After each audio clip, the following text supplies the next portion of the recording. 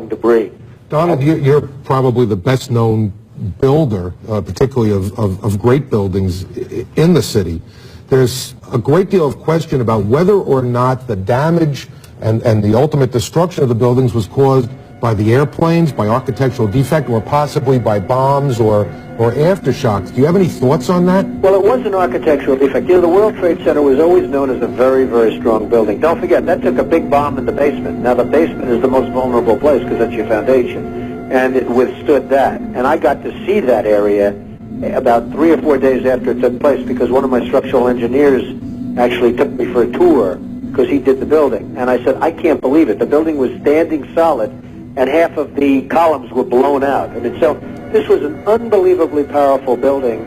If you know anything about structure, it was one of the first buildings that was built from the outside. The steel, the reason the World Trade Center had such narrow windows is that in between all the windows you had the steel on the outside. So you had the steel on the outside of the building. That's why when I first looked, and you had big, heavy I-beams, when I first looked at it, I couldn't believe it because there was a hole in the steel.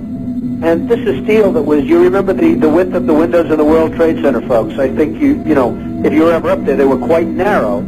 And in between was this heavy steel. I said, how could a plane, even a 767 or 747, or whatever it might have been, how could it possibly go through the steel? I happen to think that they had not only a plane, but they had bombs that exploded almost simultaneously, because I just can't imagine anything being able to go through that wall. Most buildings are built with the steel is on the inside around the elevator shaft. This one was built from the outside, which is the strongest structure you can have, and it was almost just like a can of soup. You know, Donald, we were looking at pictures all morning long of that plane coming into building number 2, and when you see that approach the far side, and then all of a sudden, within a matter of a millisecond, the explosion pops out the other side. Right.